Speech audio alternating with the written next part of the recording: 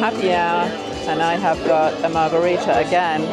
Not a blue one this time, but it's a really delicious one. What's not to like? We're at the Pink Iguana Bar, and guess what?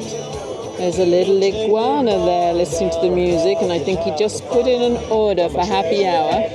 It's on the beach. There's the beach behind him, and it's really lovely. It's gorgeous.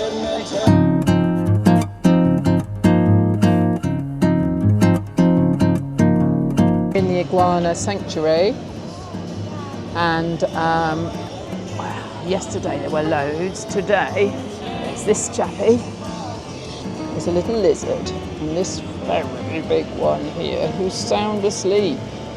I'm not sure what iguanas do when you get close, but he looks like he's snoozing, and I don't think he wants to be disturbed. But it's a fun place. Lots of friends on the boardwalk.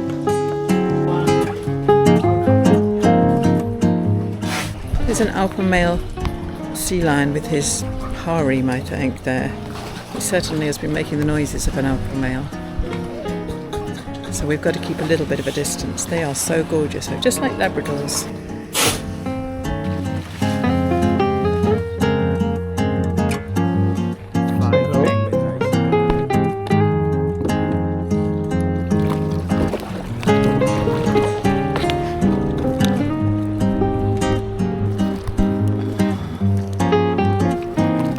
So we arrived in San Cristobal after really quite a challenging 8 days getting there. We had a fantastic time. We met some tortoises, and we started to realise that sea lions rule the roost when we were there. Then on to Isabel, an 8-hour motor with a little bit of sailing, and now on Santa Cruz. Santa Cruz, where iguanas are swimming in the bay as we get the water taxi from Walrus, who's anchored farther out in every day. We've been getting water taxis non-stop. Actually really rather got used to them and may not want to use the dinghy again. But we're preparing now for going on for the longest leg, 3,000 miles down to the Marquesas. I'm just about to collect the laundry. I've done the provisioning, and I've just realised I need another white cabbage and a red cabbage, and I've asked Elizabeth and Peter to get them for me. But we are now really gearing ourselves up for leaving here. We've seen the tortoises, the sea lions are still there, we've seen the iguanas, and we're very much looking forward to what comes next, which is, of course, the Marquesas. Gerald's swigging a bit of coffee to keep him going while he fixes the compass. Gerald, what needs fixing? There was a bulb gone on the compass, so we couldn't see it at night. We have a spare bulb, and it's been replaced, and the compass will be replaced now. Excellent. And we're off on leg 4. We're just pulling up anchor, backing away. It's the last few minutes of looking at the Galapagos Islands. Anchor's coming up, nearly there. Other fleet members are leaving, and so are we. It's been a great stay. We've seen so much wildlife, including sharks this morning around the boat, around Walrus, and now we're off. 7, 6, 5, 4, 3, 2,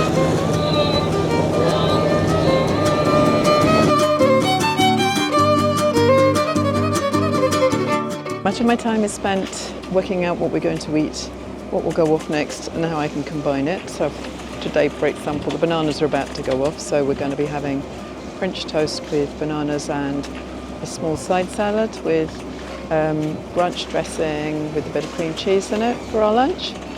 See how we go on that, and I can see there's a melon in that behind me that will need to be eaten this evening.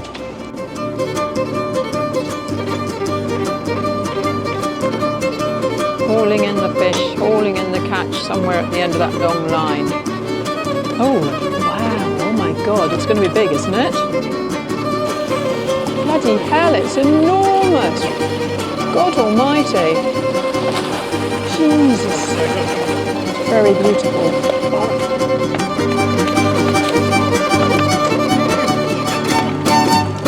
God almighty.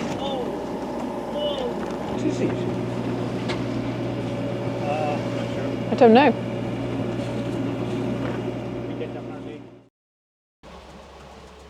The Pacific, 1,000 miles in from the galley window. I spend quite a bit of time in between putting bits and bobs onto the cooker below, looking through this window, getting a little bit of fresh air. Behind me, here's Dickie at the chart table, doing his skipper duties, filling in all the logbook and making sure he's fully caffeined up with a bit of coffee. Anything to say, Skipper? Well, I think that we're making good progress towards the Marquesas, and we've got about 1,900 miles to go. And following on from the previous comment, we've got about 600 miles of fuel. So we're going to have to use the wind to get most of the way there. Thank you, Skipper Dickie. Currently got a sail plan which has got the foresail up, furled, so some reefs in it, and a staysail, so it gets us 2 sails at the front of the boat, the bow, and then we've got the main with a reef in because the winds are getting up to 17 knots quite regularly, generally going between 11 and 17, fairly steadily on the beam. We've got one of our feathered friends back in. How they managed to land, I don't know. He's circuited about, 50 times. Had a little go on the landing on the guardrail and whooshed off again, had another go, and then finally he's managed to land on the pulpit. I think he is a red-footed booby. We didn't get to see any of the blue-footed boobies, but I think he's a red-footed booby and he's sticking with us. And as I said to Dickie, is that why it's called the poop deck? Because they've certainly left a lot of poops.